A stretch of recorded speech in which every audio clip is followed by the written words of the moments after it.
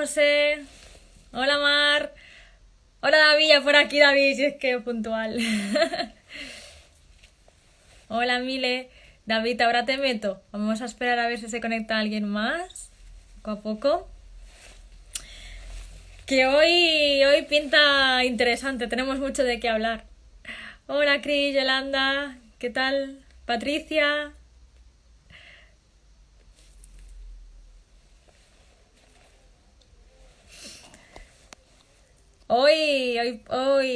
Madre mía. Hoy de hecho estoy en mi habitación.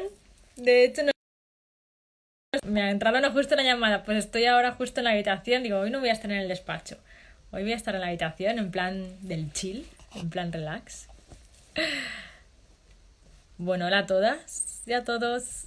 Hola, Paqui. Bueno, mientras se van con... A ver, estas horas ya. Vale, a ver. Que ya se ponga a cargar. Vale, voy a poner aquí el tema del directo para la gente que se vaya conectando y lo voy a fijar. Y ahora ya te meto, David.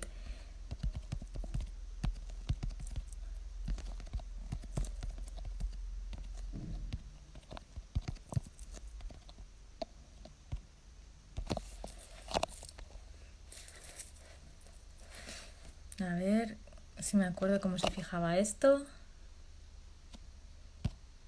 Vale. Listo.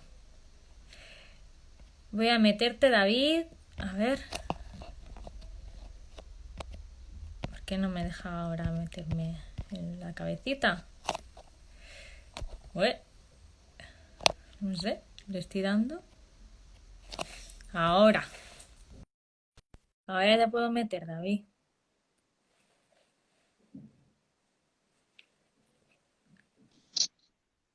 Hola Bárbara, Hola, David. ¿qué tal? Esta semana nos vemos dos veces. Esta semana nos vemos dos veces, sí. Totalmente nos vemos dos veces, sí. Bueno, pues nada, pues por aquí. ¿Qué tal? ¿Cómo estás tú?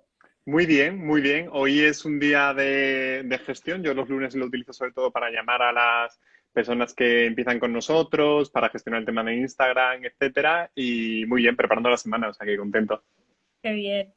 Bueno, pues voy a poner en situación a las personas que se están conectando acerca de lo que Genial. vamos a hablar hoy, porque yo creo que vas a poder hablar mucho de esto, David, y creo que es muy necesario al final. Bueno, el directo de hoy surgió de una de las mentorías grupales que yo hago con mis clientas y es acerca de cómo nos presentamos a nosotras Ujú. mismas, ¿sabes? Me di cuenta de que cuando presentaban sobre su marca, Sí. hablaban más de, desde algo como muy lejano, como que no sentían la pasión con la que cuando hablas de algo que te encanta, es como que se tiene que reflejar en tu cara esa pasión. Y al final, de hecho, lo tienen de deberes. O sea, este jueves, Ah, qué que bueno. tenemos otra mentoría, les puse de deberes mejorar la comunicación de la marca. Y al final está todo muy asociado a si tú, cómo hablas de tu marca, porque es como hablas de ti.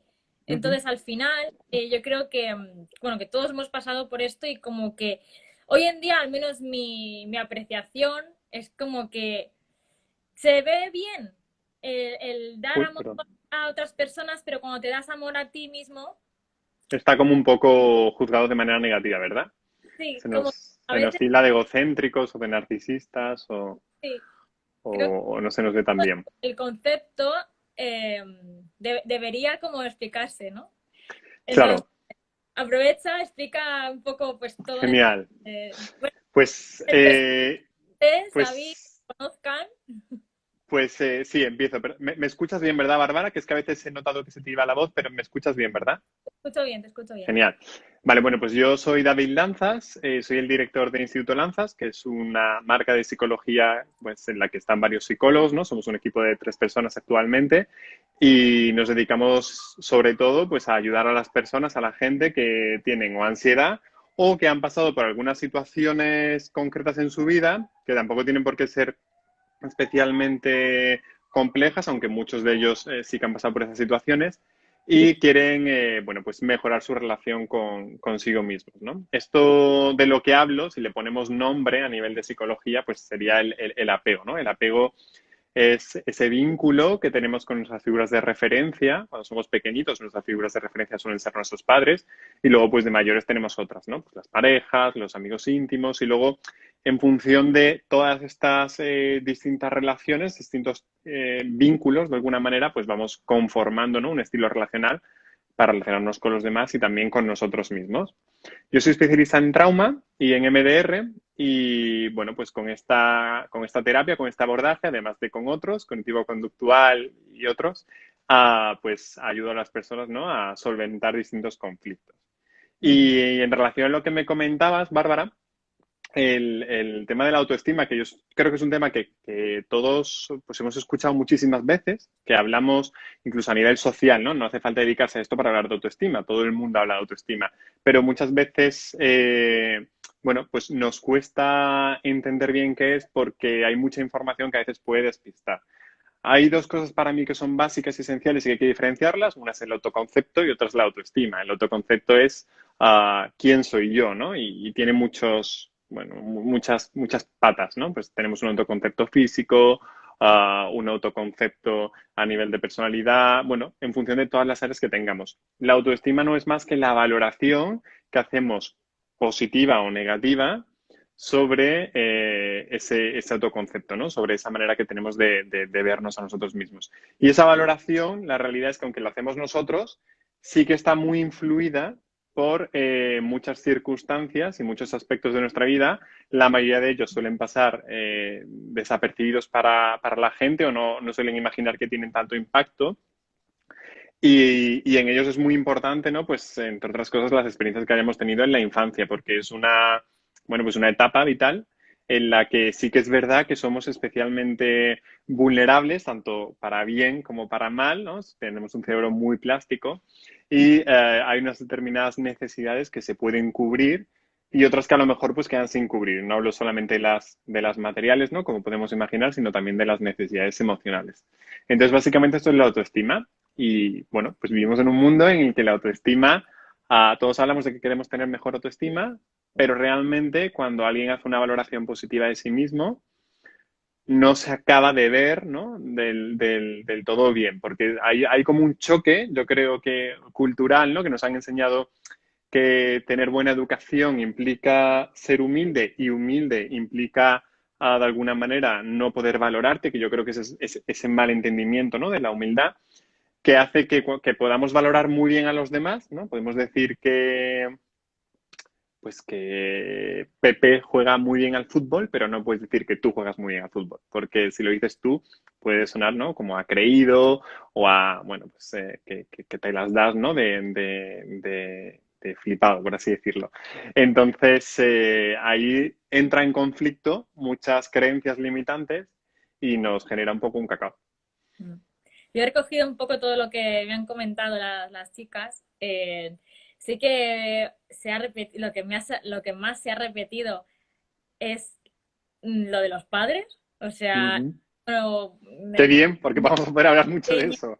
digo, Que qué bien digo, porque vamos a poder hablar mucho de eso. sí, o sea, es que han habido un montón de chicas que me decían, es que mis padres de pequeña me decían que no Claro. valía. Mis padres me decían que no era suficiente. Y aquí me incluyo, ¿no? Porque de hecho, bueno, yo estoy trabajando con David precisamente esto, de que yo de pequeña sentía siempre como que me tenía que esforzar muchísimo para que realmente me valoraran. Y al final Ujú. eso, lo que trae como consecuencia hoy en día es que yo haya aprendido a esa conducta, ¿no? De esforzarme muchísimo, de hacer mucho por los demás, etcétera, porque es como el patrón que he aprendido en su momento, ¿no? Y que al final, Claro. puedes explicar mejor tú esto que yo, porque... No, pero muy Oh, bien, ¿no? Al final, las personas tenemos una serie de necesidades. ¿M?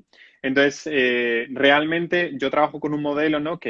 Bueno, pues se ven 11 necesidades diferentes para que os podáis hacer un ejemplo, ¿no? A la gente que nos está viendo ahora mismo, pues, por ejemplo, tendríamos un grupo de necesidades que tienen que ver con las necesidades de autoestima y amor, ¿no? Tenemos otro grupo que, por ejemplo, tiene que ver con las necesidades de seguridad, de protección y de reparación, ¿no? Pues que si nos hacen daño, pues que nos pidan perdón, ¿no? O si nos caemos, que nos curen la herida, ¿no? Tenemos, por ejemplo, otras como pueden ser las relaciones sociales. También, por supuesto, las materiales, ¿no? Pues las necesidades materiales, ¿no? Pues de tener un techo, ¿no? O una cama donde dormir o comida. Las de regulación somática. Bueno, hay muchísimas necesidades. Entonces, ¿qué es lo que ocurre? Que los padres no son perfectos, nadie es perfecto, ¿no? Ni ellos ni nosotros. Entonces, yo esto cuando lo explico en terapia muchas veces lo que hago es, en función de lo que le ocurra al paciente, pero lo que hago es, bueno, pues como dibujar una especie de depósito, ¿no? Vamos a imaginar una U, es un depósito. Entonces, este depósito está formado por todas las necesidades, ya sean físicas, perdón, materiales o emocionales, que los seres humanos tenemos y que se pueden cubrir o no en la infancia, ¿no? Pues dentro de, por ejemplo, del grupo de autoestima y amor, pues una de las necesidades es la necesidad de refuerzo positivo, ¿no? De recibir un reconocimiento de lo bueno o de tener un ratito para que hablen conmigo y me escuchen con atención plena o de que acepten mi cuerpo, mi identidad, ¿no? Que me acepten tal y como soy. Entonces, ¿qué es lo que ocurre? Que es muy difícil que todas esas necesidades se cubran por completo. Entonces, si imaginamos este depósito del que hablábamos, ¿no? Pues es como si de pronto aquí tuviéramos un agujerito, ¿vale? Hay una pieza del depósito que nos falta. ¿Por qué? Pues porque esa necesidad pues no se cubrió. Entonces, los depósitos están hechos para guardar, ¿verdad? Para guardar cosas. Vamos a imaginar que metemos agua. Vale. Entonces, ¿qué es lo que ocurre? Que nosotros vamos creciendo con ese depósito y en los lugares donde hemos tenido una pequeña brecha, vamos colocando defensas, ¿no? Por ejemplo, si yo no obtuve mucho refuerzo positivo y solamente me criticaban de alguna manera, ¿no? O traía un 8 y me decían que no, que eso no es suficiente, que tienes que ser, Bárbara, tienes que ser de 10, ¿no? El 8 no es suficiente. ¿Qué ocurre? Que yo en esos huecos, ¿no? Tengo ahí una carencia emocional, no he recibido ese refuerzo que a lo mejor otros niños, otras niñas en un momento dado pues sí han podido recibir, tengo que rellenarlo, porque si no lo relleno, ese depósito me flaquea, se me cae. Entonces, ¿cómo lo rellenamos? Lo rellenamos colocando defensas. Por ejemplo, puede surgir esta defensa que seguro que todo el mundo le suena mucho, ¿no? Que es este juez, ¿no? Esta jueza interna que todos podemos tener. Entonces la colocamos ahí en ese vacío. ¿Para qué? Para que todo ese agua que está en el depósito no se nos cuele por el agujerito que tenemos, porque tenemos esa necesidad sin cubrir, ¿no? Esa carencia. Entonces, ¿qué es lo que ocurre? Que al final cuando a ti, por ejemplo, en el trabajo, ¿no? Pues te pueden decir, por ejemplo, pues en tu caso, ¿no? Que ayudas a personas bueno, haces de todo, la verdad, porque haces mentorías, pero tienes como muchas áreas diferentes. Pero bueno, me centro ahora mismo en las mentorías, ¿no? Soy consciente de que la gente que hace mentorías contigo está encantada. Entonces te pueden decir, Bárbara, qué bien, ¿cuánto me has ayudado? ¿Vale? Me encanta cómo trabajas o me encanta cómo eres. ¿Qué es lo que ocurre? Que si tú, ese huequito del que hemos hablado antes, no lo tienes cubierto, tú puedes retener cognitivamente, mentalmente, es decir, puedes decir, sí, soy buena en mi trabajo, pero tal como entra en ese depósito, se nos cae por debajo, se nos cae. ¿Por qué? Porque no tenemos capacidad retentiva. Entonces, a veces podemos pensar que somos buenos, pero no llegamos a sentirlo. Y la diferencia entre pensar algo y sentirlo es precisamente tener ese depósito, ¿no? Bien cubierto, esas necesidades que a lo mejor pues, no se ha podido cubrir en la infancia, bueno, pues no pasa nada, vamos a cubrirlas desde el presente. ¿Cómo? Pues con la terapia, con otras relaciones que sean potencialmente significativas, aprendiendo a tratarme mejor. Bueno, hay muchas maneras, ¿no? Entonces, lo que ocurre es que vamos pues un poco poniéndonos muletillas a lo largo de la vida para cubrir esos parches, ¿no? Esos agujeros, y eso muchas veces dificulta que, bueno, pues que no podamos creernos realmente, ¿no? Que somos buenos, que somos válidos, que merecemos cariño, que, bueno, así hasta el infinito, ¿no? Y esto evidentemente tiene que ver mucho, sobre todo al principio, con la validación que recibimos o no de nuestros padres. Y además yo creo que algo que me he dado cuenta, que también podríamos hablar de ello, es que lo buscamos fuera, ¿no? En vez de buscarlo dentro, lo buscamos siempre fuera, todo lo que necesitamos, cuando realmente deberíamos tener la capacidad para encontrar. Ujú. Claro, y además cuando esto ocurre en un entorno laboral, en un entorno profesional, es especialmente, bueno, curioso, ¿no? Porque fíjate que en los entornos laborales o profesionales, aunque seas emprendedor o tengas una empresa, tengas una marca, seas autónomo, lo que sea, ¿no? Aunque seas emprendedor o no, trabajes por cuenta ajena, lo que pasa con el trabajo es algo muy curioso, que es que alguien de alguna manera, tú estás poniendo un producto o un servicio y una persona te lo está comprando. Y esa compra, quieras que no, es cierta validación, ¿no? De que tu trabajo me sirve, me resulta positivo, me ayuda. Entonces, ¿qué ocurre? Que muchas veces el cliente o el jefe, para la gente que pueda trabajar por cuenta ajena, realmente cubre una que muchas veces tiene que ver, ¿verdad?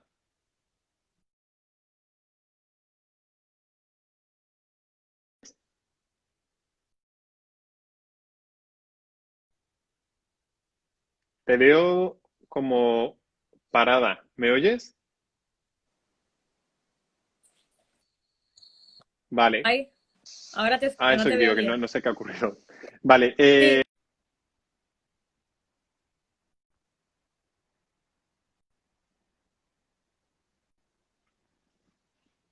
Ahora te veo mucho más fluida.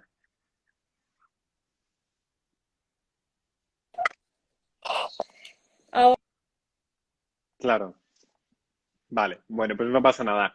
Solucionando entonces. Entonces te comentaba, ¿no? Que cuando una persona te compra un producto o un servicio, o el a ver, jefe es te que ofrece un a estas aumento o horas lo que sea, me... ¿no? Al final, de alguna manera, lo que Vale, es estamos que a estas lo horas que está siempre me da cubriendo, ¿no? miedo porque Esa estamos figura, ¿no? dormidos. Ese Pero cliente, ahora, ese ahora jefe, yo te veo bien es de ya. alguna manera también cierta validación. Entonces, ¿qué es lo que ocurre? Que si esta eres tú, ¿no? Cuando eras pequeñita y esta es pues tu papá, ¿no? O tu mamá, y en algún momento, ¿no? Pues no te han podido dar esa validación. ¿Qué es lo que hace un niño o una niña cuando no lo tiene? Pues lo busca, ¿no? Porque para un niño, para una niña es súper importante las miradas de sus padres. Entonces, cuando de alguna manera solamente se han gratificado determinadas cosas, como por ejemplo la excelencia o nada era suficiente, etcétera, esto luego, cuando ese niño o esa niña crece, lo vamos a meter dentro, y se convierte en un adulto, y se pone en una posición laboral, en una posición profesional, y una persona, por ejemplo, le compra el producto o servicio, de alguna manera es como que hay un refuerzo. Pero también surgen en este adulto una serie de miedos, ¿no? ¿Les gustará? ¿Sentirán que ha valido la pena el dinero que han invertido? Entonces, ¿qué ocurre? Que muchas veces dentro de esta persona adulta se activa una serie de miedos que tienen que ver con esas carencias, ¿no? De cuando éramos pequeñitos. De hecho, yo estoy en consulta siempre, lo que hago es que zarandeo y podemos escuchar perfectamente, ¿no? Cómo esa parte infantil de dentro se está de alguna manera moviendo porque, bueno, pues está removiéndose, ¿no? Determinadas carencias que podíamos tener en la infancia que de pronto ahora, zasca, ¿no? Pues nos viene cuando un cliente pues nos pone pues o una queja o nos dice que el precio puede ser muy alto, de pronto toda esa valía vuelve a tambalearse.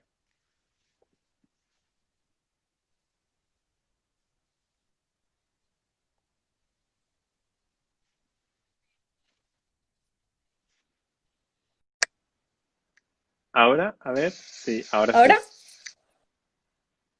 sí. Sí, ahora sí. Hay muchas clientes, ¿por qué?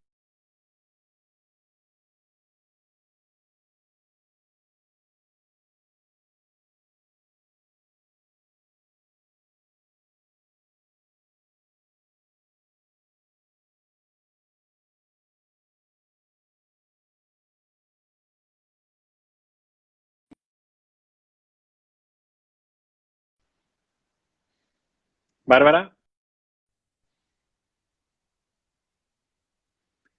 se te ve como un poco paralizada y entrecortada. Ahora, ¿no? Creo. ¿Ahora o qué? Sí, sí, sí. O sea, yo te veo un poco pixelada. Es que nunca sé qué quiero hacer directos, de verdad, porque siempre pasa. Ahora me ves bien. Te Yo veo, te veo bien ahora. te veo. No sé si vosotras le veis bien. Esto, nunca mejor A dicho, son ver. cosas del directo, Bárbara. Sí, sí. Mira, por aquí nos dicen que es muy Es interesante, pero que se corta. que yo no sé a qué horas hacer en los directos porque de verdad siempre pasa lo mismo. Pero Se te bueno, ve yo pixelada, ahora, nos dice Patri. si me escucháis, pues Se ve sí, pues pixelada dentro. Bárbara. Bueno, Pues, ahora por lo menos o sea, se te ve pixelada, pero se te escucha y se te, y se te entiende.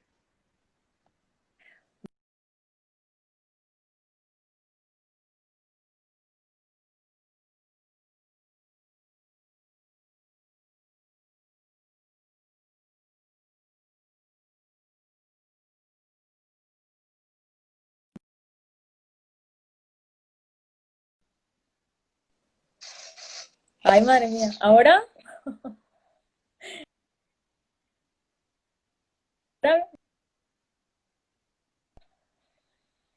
Sí, ahora sí, ahora sí. que se me ha vuelto a parar. ¿Se me ve? ¿Ahora? Se te ve, está un poco Pues ralentizado, pero eso, se te ¿cómo ve. es la confianza respecto al miedo? Porque me encuentro con clientas también que tienen mucho miedo a lo que tú comentabas. Vale, pues tienen las clientas que me encuentro tienen miedo a los precios, a que le copie. Por ejemplo, hay mucho miedo en que copien. Y al final yo lo vivo desde el hecho de que más conozcas tu producto, tu servicio a ti misma y más confíes, al final, yo tengo menos miedo. O sea, es como uno mismo, ¿no? Cuanto más confías en ti mismo y cuanto más te conoces, al final, creo que al final es el miedo, yo al menos lo interpreto como es fiar y al final ese miedo que puede haber ahí. Ujú. Sí, miramos mucho fuera porque también nos han enseñado, ¿no? A validarnos a través de los modelos que tenemos fuera, ¿no? Entonces, siempre es una manera de hecho, nuestro autoconcepto, quién soy, quién no soy, muchas veces se aprende por comparación, ¿no? O sea, a mí me dicen que, por ejemplo, a mí siempre cuando era pequeño me decían que era muy delgado, ¿no? Yo siempre he sido delgado, da igual que me comiera la casa entera, que seguía siendo delgado. Entonces, ¿qué ocurre? Que a mí siempre me han dicho eres delgado, eres delgado, eres delgado. ¿Por qué? Porque quizás los chicos con los que me comparaban, ¿no? En ese momento, pues eran más robustos o un poquito más gorditos. Y entonces, pues es verdad que por comparación, yo de alguna manera, pues era delgado. Entonces, yo he crecido con el autoconcepto de yo soy delgado. Entonces, ¿qué ocurre? Que eso que nos pasa en la infancia, en la adolescencia y luego también en toda la vida, ¿no? Porque aprendemos muchas veces por comparación, ¿no? Y en la comparación se puede establecer dos cosas. Uno, la semejanza. Yo soy como tú, ¿no? Pues ambos somos emprendedores, ¿no?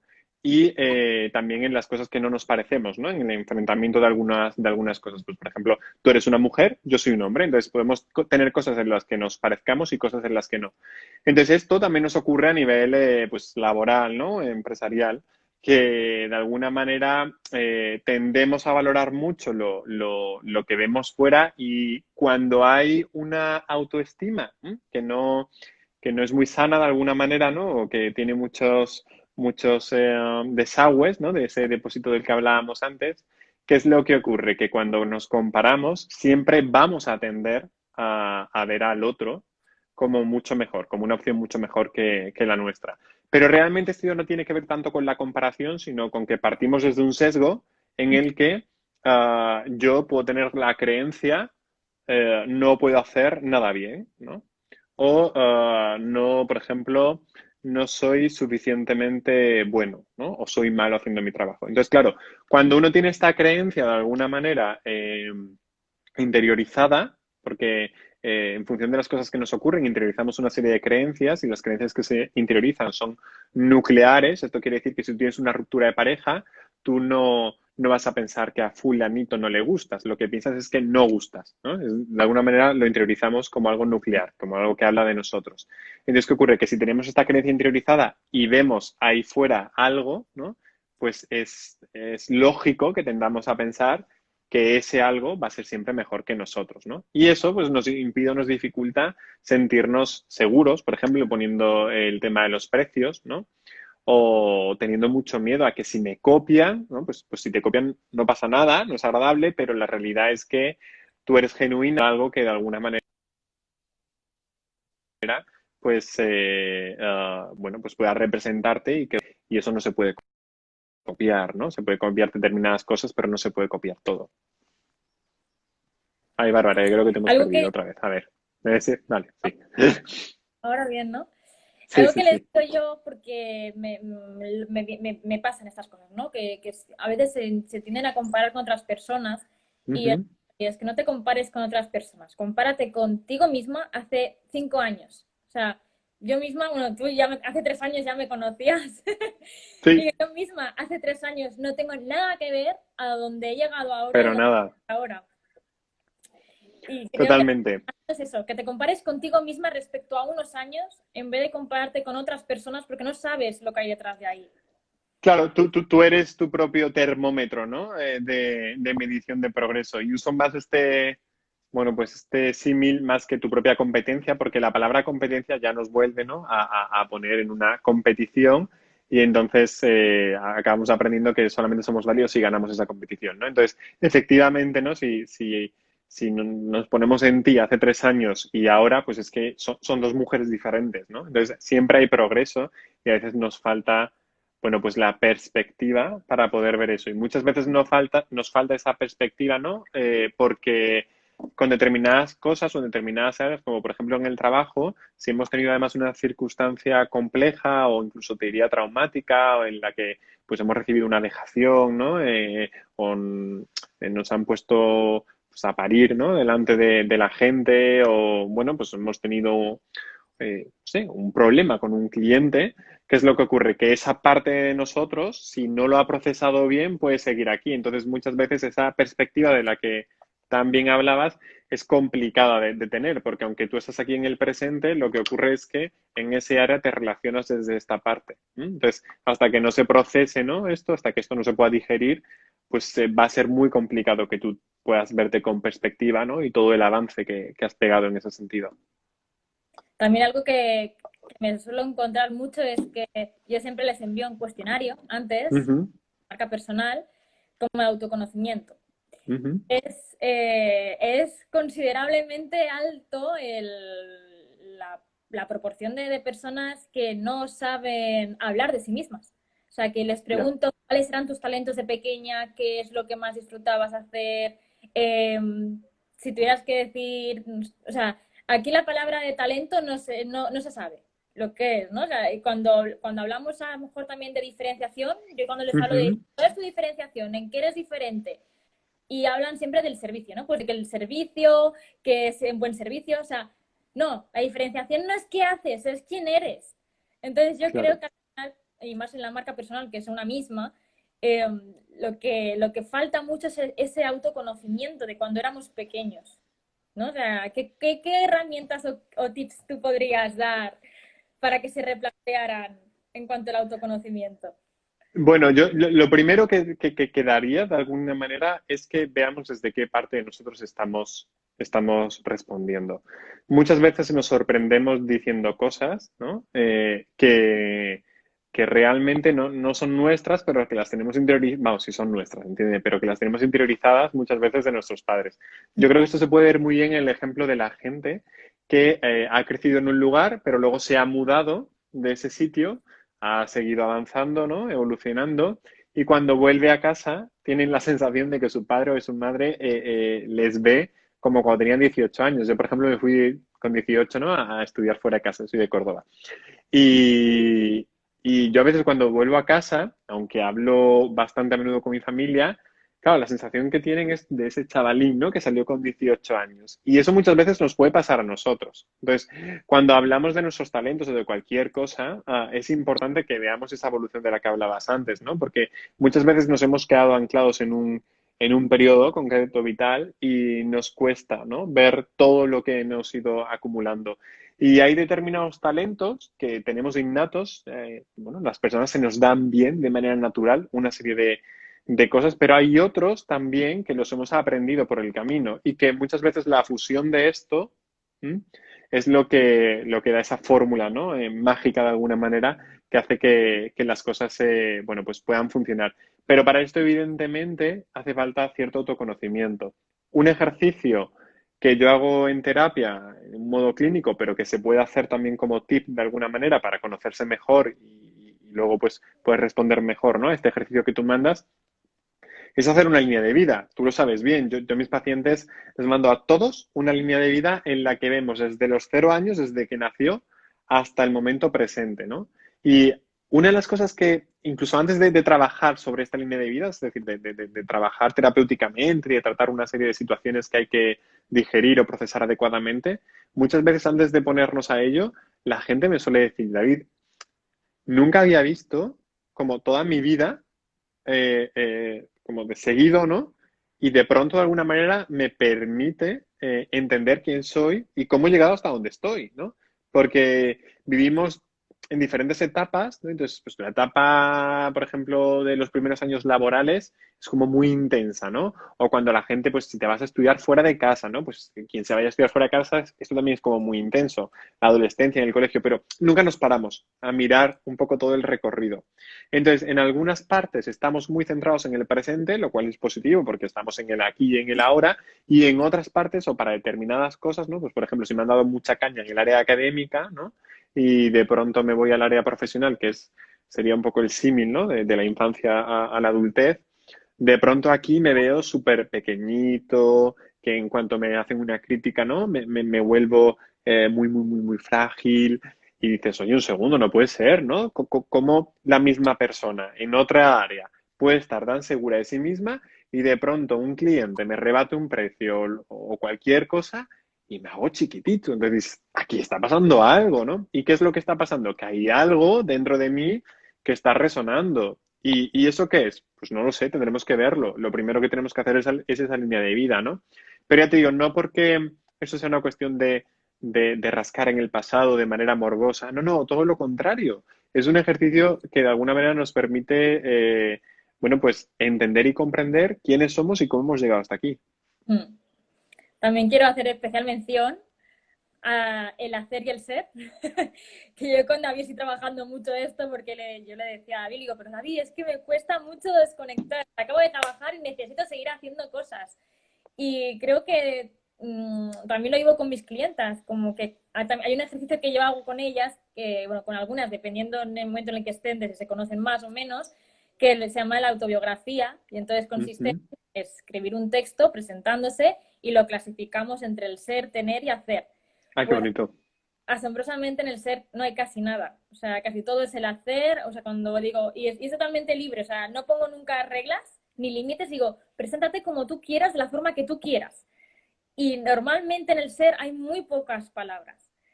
Entonces, Claro, y si nos ponemos a mirar nuestro horario, ¿no? De un día, ¿a qué le dedicamos más tiempo? Al sí, hacer, ¿no? A trabajar, ¿no? O sea, pasamos la mayor parte de nuestro tiempo en el trabajo. Entonces, al final, fíjate que eso está muy bien hecho, no es perfecto, pero casi. ¿Por qué? Porque es muy coherente, ¿no? Pasamos muchísimo tiempo en el trabajo, dedicamos esfuerzo, tiempo, dinero, ilusión en proyectos que nos repercuten, ¿no? Pues en más libertad porque tenemos más tiempo o en una economía, ¿no? Más solvente. Entonces, ¿qué es lo que ocurre? Que al final acabamos identificándonos con eso. Hasta cierto punto es comprensible, ¿no? Podríamos entenderlo. El problema no está que te identifiques con lo que tú haces, si además lo haces bien, pues genial, porque yo siempre digo que el trabajo puede ser una fuente, ¿no? De sana autoestima de la que beber. El problema es cuando eso se come a lo demás, ¿no? Cuando ese área se come a las demás, por ejemplo, a la personal, ¿no? O a quién soy yo. Y entonces la alimentamos constantemente porque la única manera de obtener gratificación, ya sea de los demás o validación de uno mismo, es a través del éxito, ¿no?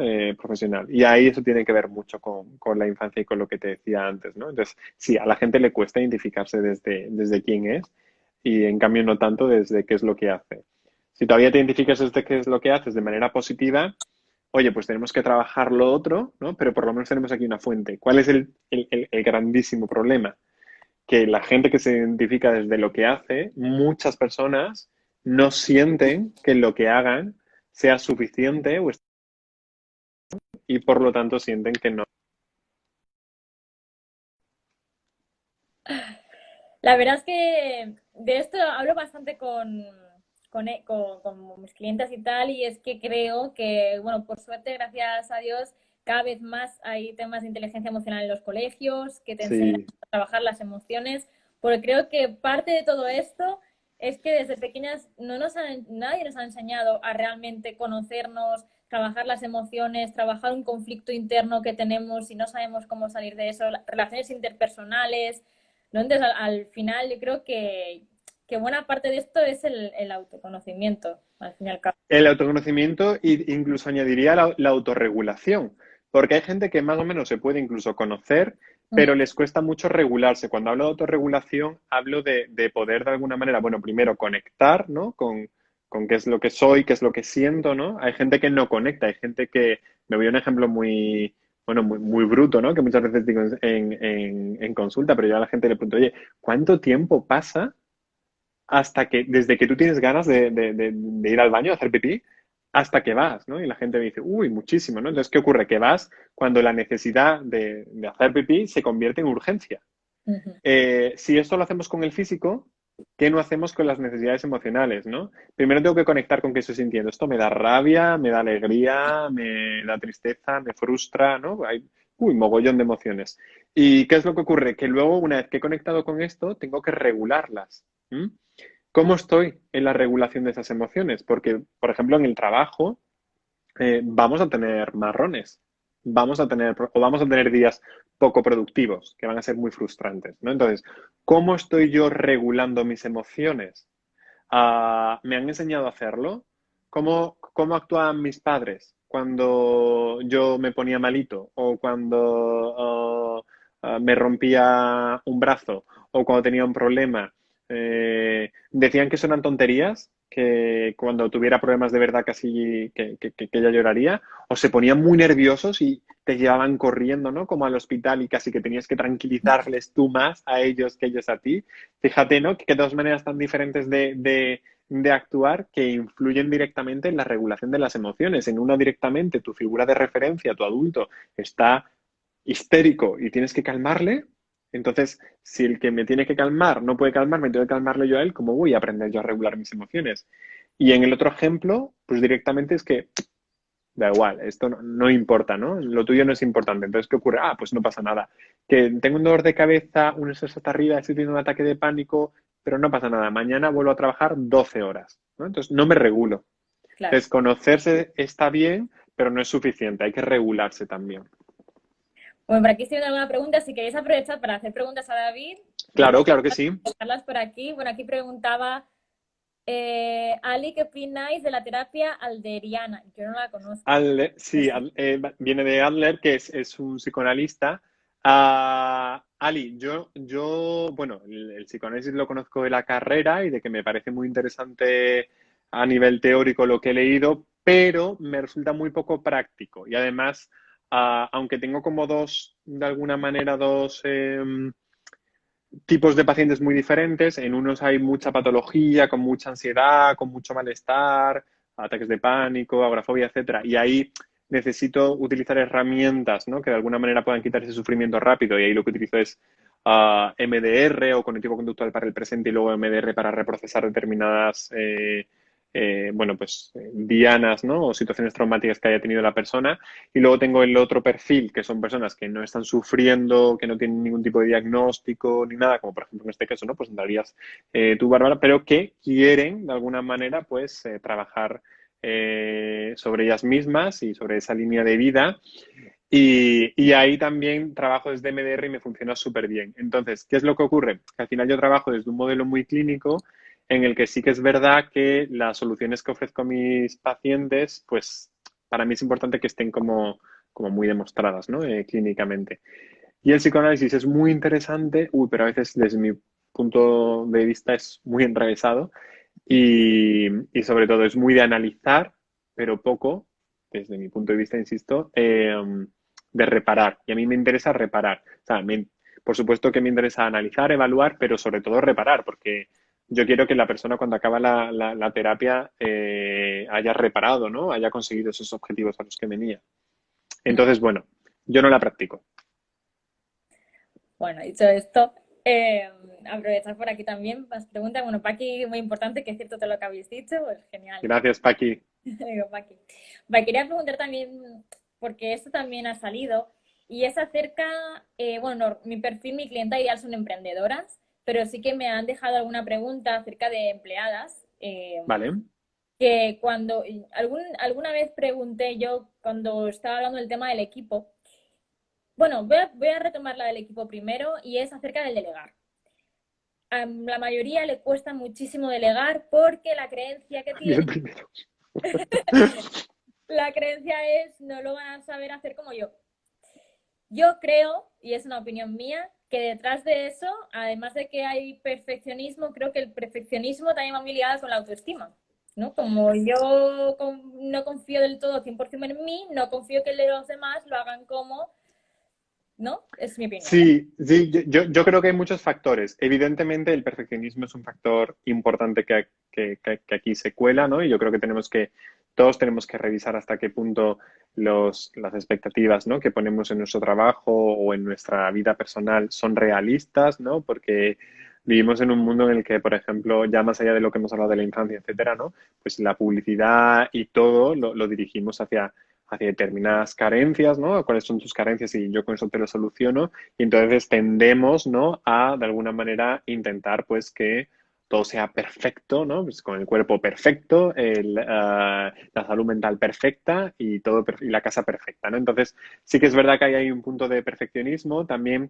la gente que tenga o que ponga su rostro, ¿no? O su cara como imagen de su propia marca, sí que pueden sentir que más allá de la empresa o de la marca, hay parte de ellos mismos que se juegan, ¿no? En esa exposición y les cueste delegar. Y yo creo que muchísimas veces, además, también lo que influye es, o por lo menos a mí esto me ha pasado, un exceso, ¿no? De querer controlar absolutamente todo, ¿no? Ya sea por esto que tú dices, ¿no? Porque sientes que la otra persona no lo va a hacer tan bien como tú y lo que sé es que no lo va a hacer como yo porque somos personas diferentes, pero eso no significa que no lo vaya a hacer bien, ¿no? Entonces, a veces estamos muy acostumbrados a nuestra manera de hacer las cosas, que puede estar muy bien, que puede funcionar. Te funciona, ¿no?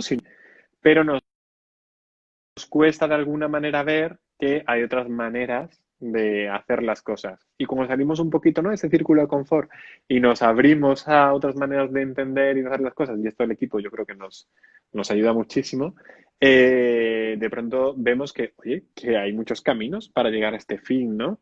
Porque si no tenemos esa obsesión tanto por el perfeccionismo como por el micromanaging, ¿no? Como microgestionar absolutamente todo.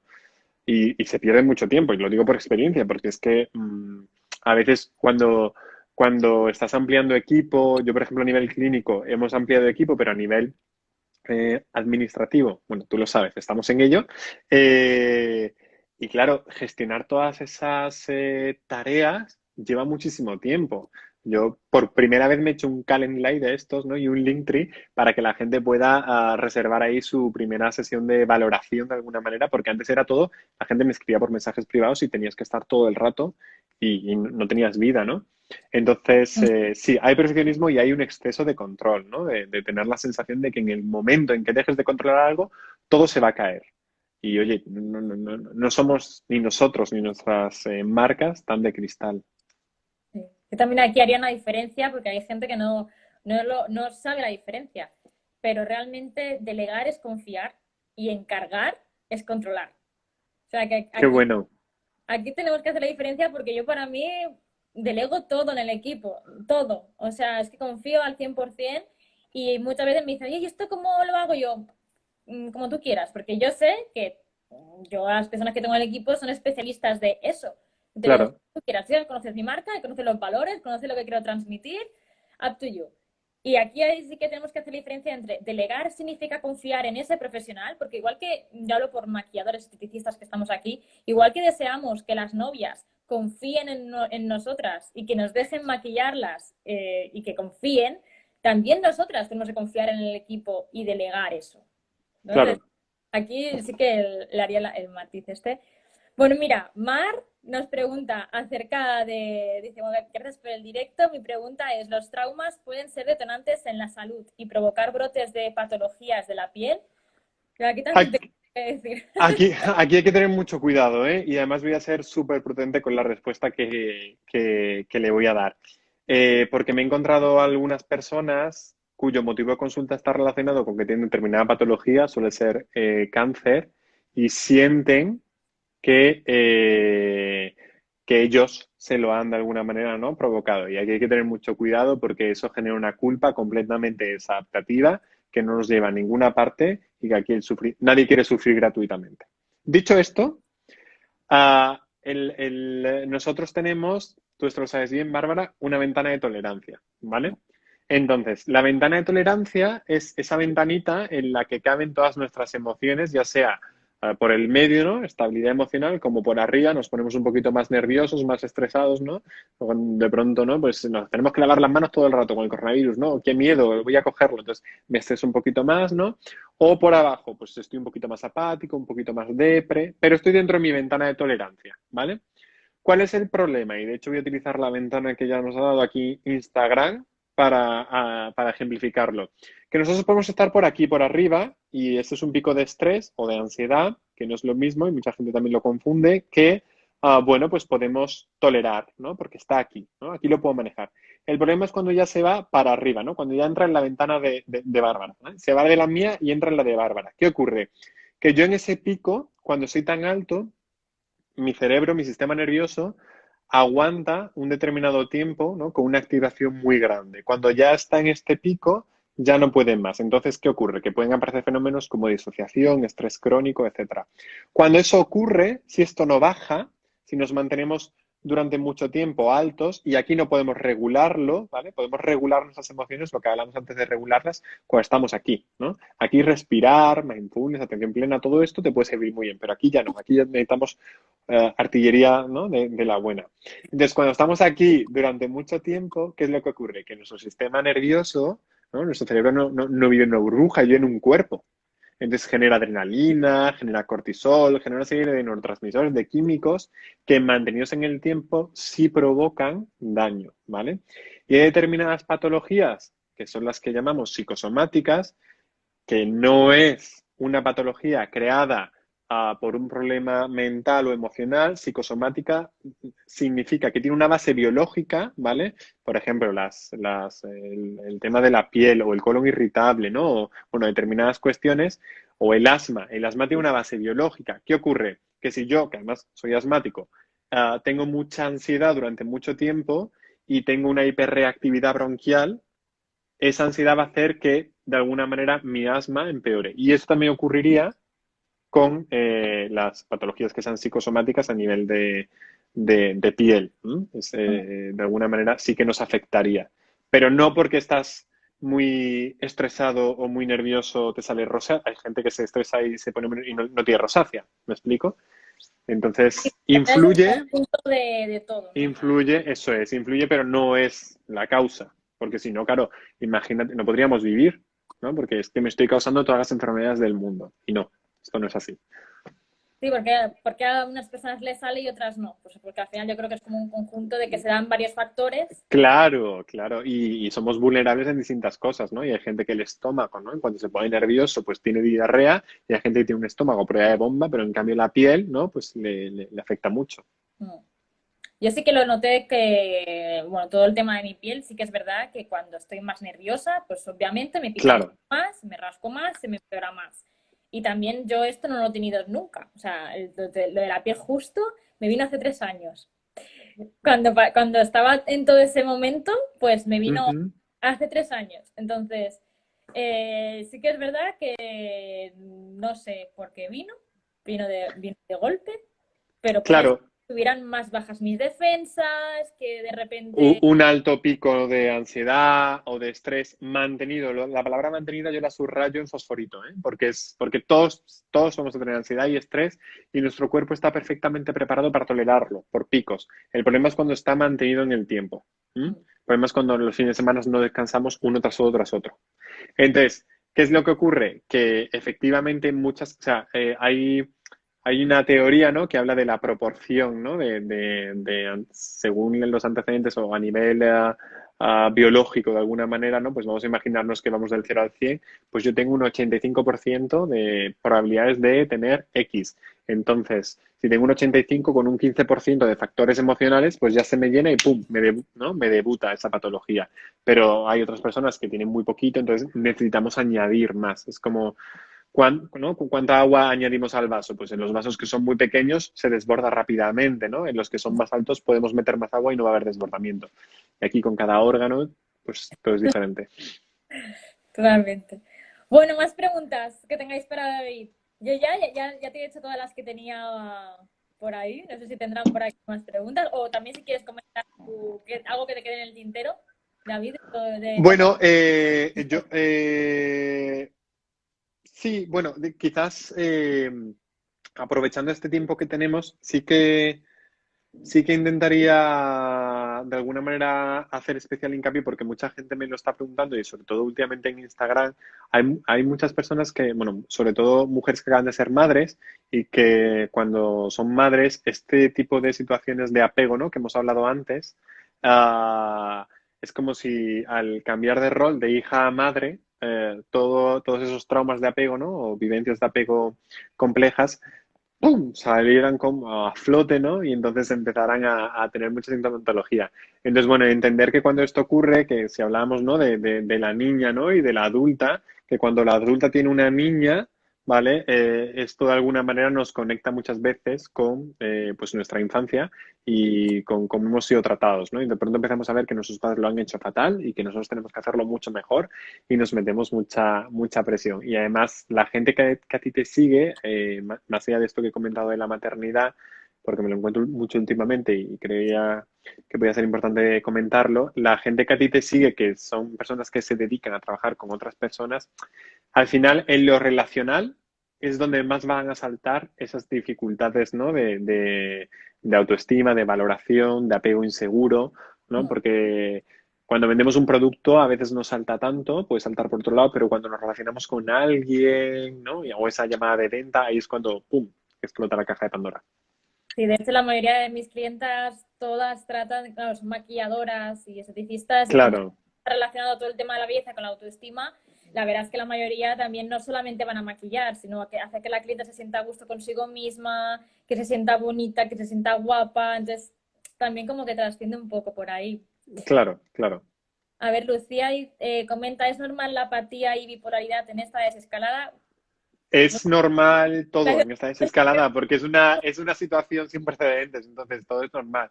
Sí, es normal la apatía, sobre todo porque hemos estado mucho tiempo sin salir de casa y cuando no salimos de casa, perdón, perdemos todos los reforzadores que teníamos antes y al final lo que acaba ocurriendo es que nuestro estado de ánimo disminuye y cuando nuestro estado de ánimo disminuye, nuestra motivación también disminuye y la apatía es eso, ¿no? Falta de motivación. Al final tenemos como ese síndrome de la caverna, ¿no? En el que pues ya, total, para salir, pues ya me quedo en casa, ¿no?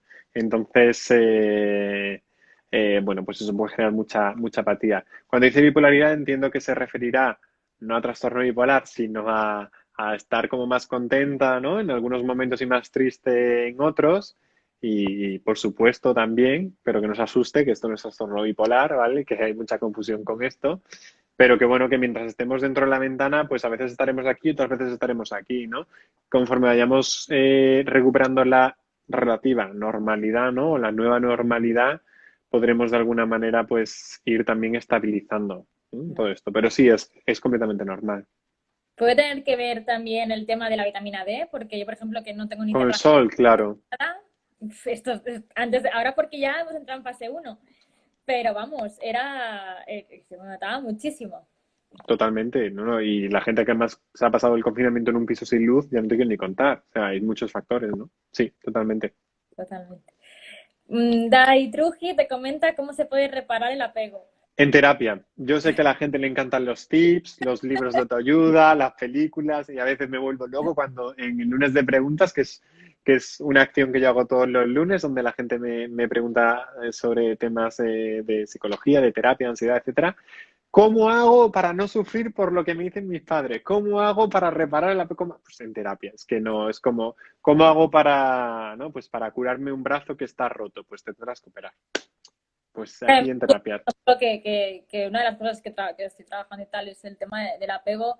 Es que de verdad, yo que lo trabajo con David, no se hace en una hora. O sea, No. es un proceso. Ni son unas cosas que tú te digas y te repitas y las escribas en el... que está muy bien decirse cosas bonitas, ¿eh? Pero que eso no repara, que hay que meterse de lleno, reparar y, bueno, tiene una parte dolorosa, luego otra muy gratificante, bueno, pero claro, pero hace falta una terapia y un profesional que la haga, no se hace solo. A ver, ¿qué más? Bueno, la influencia puede aclarar el trastorno bipolar. La respuesta, ¿cuál es el límite que indica que debemos buscar ayuda psicológica? Pues el límite está en el momento en que de alguna manera eso que te está ocurriendo afecta a tu vida diaria o te impide realizar tu vida cotidiana con normalidad o como la hacías antes, o no te está afectando de esta manera, pero no quieres que vaya más. Yo, desgraciadamente, contigo afortunadamente no, pero con muchas personas muchas veces lo que me encuentro, y no es culpa suya, ¿no? Sino bueno, de cómo nos han enseñado todo el tema de ir al psicólogo, es que la gente viene cuando ya está toda la casa destrozada, derrumbada, y prácticamente no hay que reparar, hay que hacer una nueva. Entonces, bueno, pues se puede, sí, pero se va a tardar mucho más. Si la gente viniera con un poquito más de antelación, porque no nos levantamos un día y de pronto nos sentimos mal, ¿eh? Cuando esto nos vamos dando cuenta. Entonces, sería más sencillo. Entonces, bueno, eso es un criterio muy personal. Pero si te tengo que decir algo en concreto, diría que cuando eso que te está ocurriendo afecta a tu capacidad para poder llevar una vida normalizada. De hecho, yo añadiría eso, ¿no? O sea, que no tenemos que esperar a que nos pase algo para poder ir al psicólogo. O sea, yo ahora mismo, pues no me pasa algo grave ni nada de esto, pero sí que noto cosas en mí que no me acaban de encajar, Claro, como lo del hacer, ¿no? O sea, soy mucho del hacer, hacer, hacer, hacer, y quiero conectar más con el ser, con a lo mejor si me noto más nerviosa o algo así. O sea, que tampoco necesitamos que lleguemos a ese punto. no, y que tenemos un concepto como muy bien posicionado, que es el concepto del médico de cabecera, ¿no? Que incluso nos hacemos tú puedes no encontrarte mal, pero a lo mejor te haces, yo qué sé, una analítica al año, ¿no? Pues por, yo qué sé, por chequear que todo está bien. Esto en salud mental nos cuesta la misma vida. Yo tengo gente que ya di el alta y a lo mejor veo como 4 veces al año, una vez cada 3 meses o 2 veces, pero porque quieren, ¿no? Y me lo piden. Y lo veo muy bien porque es una manera como de no acabar yéndonos, ¿no? Otra vez a estar como antes, sin generar siempre, por supuesto, una relación de dependencia. Lucía dice que echaba en falta la vitamina D porque el piso no da apenas luz. Pues igual también puede ser que influya también eso. Dice, lo estaba notando. Ay, Mari Carmen está por aquí. Cuanto más pronto se vaya, muchísimo mejor y 100% recomiendo a David. Muchas gracias, Mari Carmen. Mari Carmen es otra valiente. Bueno, más preguntas que tengáis por aquí. ¿Queréis compartir? Bueno, al final hemos resuelto bastante bien lo de las complicaciones tecnológicas, ¿eh? Porque se te acaba viendo fluido, no se corta. Es que de verdad que es un momento en concreto de los directos. Yo creo que como hay tanta gente, ahora ya hay menos gente, pero antes era Sí, sí, porque imposible antes era una locura. la mañana, porque era imposible, o sea, como que se colapsaba todo esto y era imposible hacerlo. Bueno, pues nada, si no tenéis más preguntas, Pues nada, todo ha quedado claro, claro como el agua. pues Bueno, nada, yo por mi parte agradecerte tu invitación y también a todo el mundo, ¿no? A todas las personas que nos están viendo, pues nada, que hayan compartido este ratito y que se hayan quedado y que espero también pues haberles podido ayudar o por lo menos explicar, ¿no? O enseñar algo. sí, yo también quiero agradecerte de que hayas venido aquí al directo. Yo creo que lo necesitábamos porque ahí estaba viendo como esas cositas en las mentorías y digo, jolín, es que es tan importante el amor propio y Mucho.